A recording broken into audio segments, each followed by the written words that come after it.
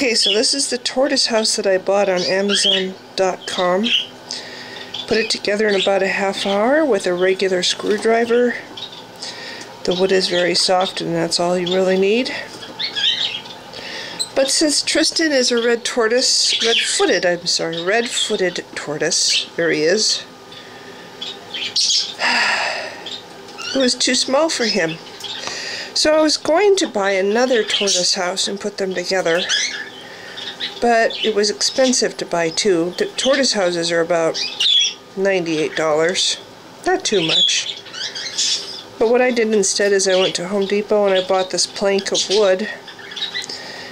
It's not the best fit because it's sitting on a hope chest, and it's almost twice as long as the hope chest, so part of it is hanging over, and that's why it's kind of a little bit at a downward tilt, this part is, which is why you see this gap right here.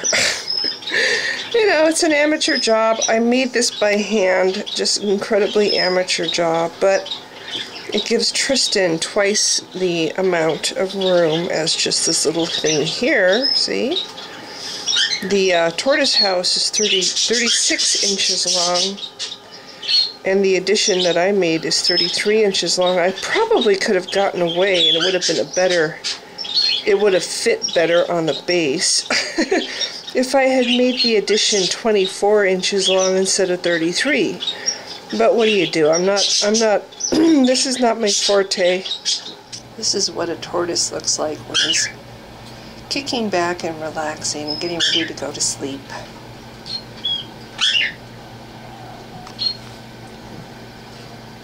Hard to see him through the mesh. This is my red-footed tortoise, Tristan, in his new tortoise house.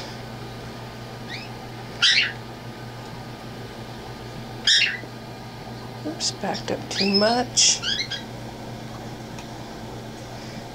And the tortoise house is half homemade and half store-bought, which I'm intending to make a video about it at greater length, but I wanted to get a quick shot of Tristan tonight because of this adorable position with his legs sticking out behind his body. I just think that's hysterical. Yep, he's chilling. Hey, Tristan. Decided to look up finally. Oh, and he pulled his feet in a little bit too. Here's Tristan in his little tortoise water dish. I have found him upside down in this water dish twice. So normally it would be deeper water, but right now he's kind of on probation as far as the water dish goes. We have very shallow water in there. He has to prove that he's able to get in and out of the dish without falling upside down, because I don't want him to drown. Okay, so that is Tristan in his little house that he has over the winter when he's not able to go outside in the grass. I think that's pretty good amount of room for him. Now I want to move on to the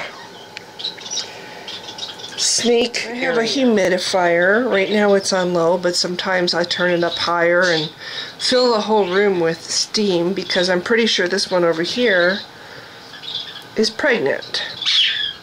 And I have read that humidity is very important for snakes when they're about to have a clutch.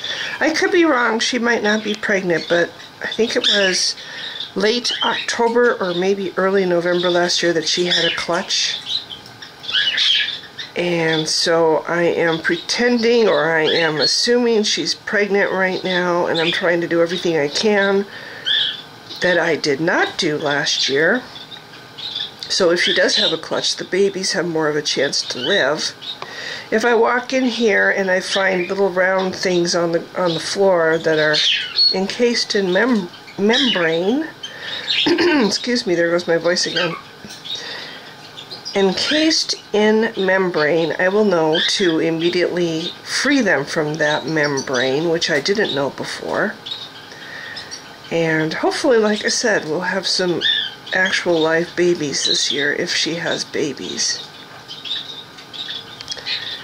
And water dishes here, I kind of want to get a bigger water dish. I need to do more duct taping of these cords. I don't like the fact that this part here is loose. So maybe that's something I'll do today, because now that I'm looking at it, I have this duct taped up here, but down here it's not, and I don't want them to get tangled up in the cords. St. John over here he was all coiled up when I opened the door, but now he's, excuse me, he's showing some interest in what I'm doing. You guys might recall that these two were in a bird cage. I had a very large flight cage that they were both in. And Sissy, the female over here,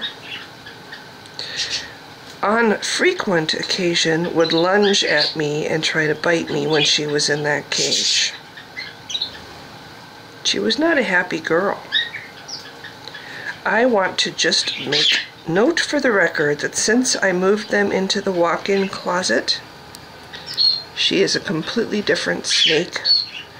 She is mellow, she is chill, she doesn't try to bite, she's just a nice snake. Now he's back to being boring.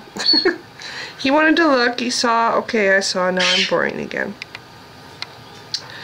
Yeah, so if you are poor like I am, an alternative to buying a $1,500 cage is to make your walk-in closet into a environment.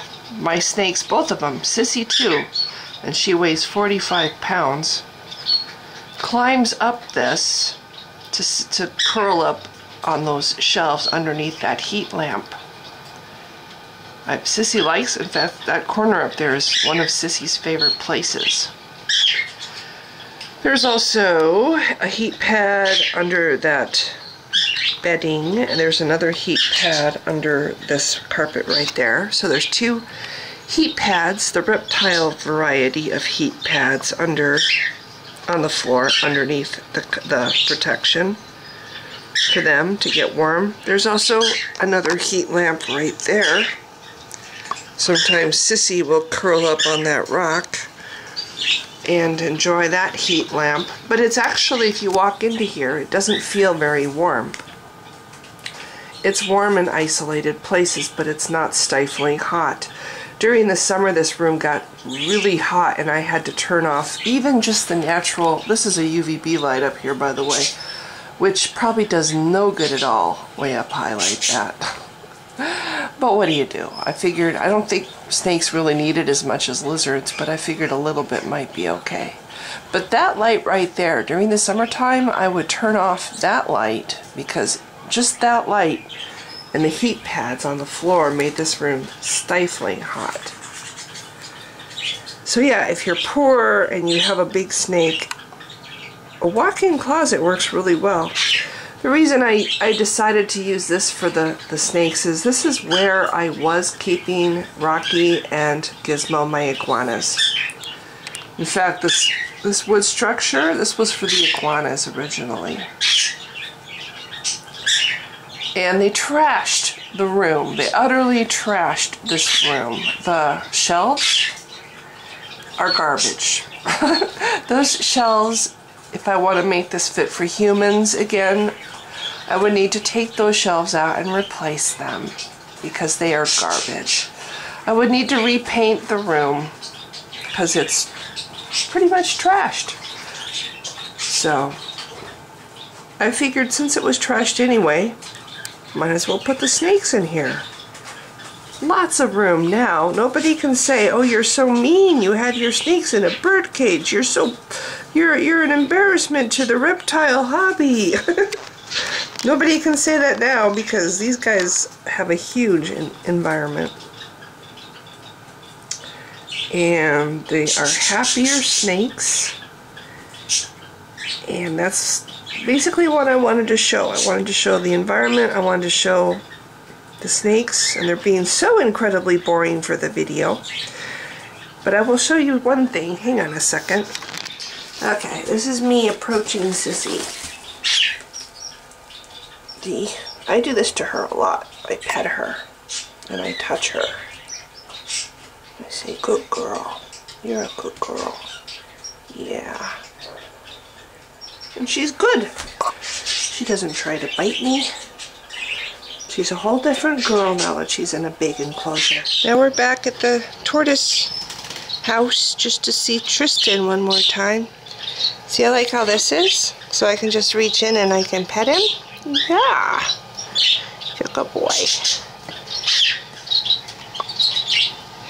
It's also big enough that I can take this out, the water dish out, easily and refill it and put it back in a different angle of the house. Yep.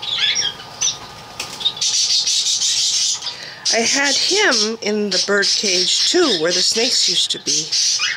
That lasted a couple weeks. That did not work out. So this is his new home. Okay, show and tell time is over. Thanks for watching if you have. Bye. Bye.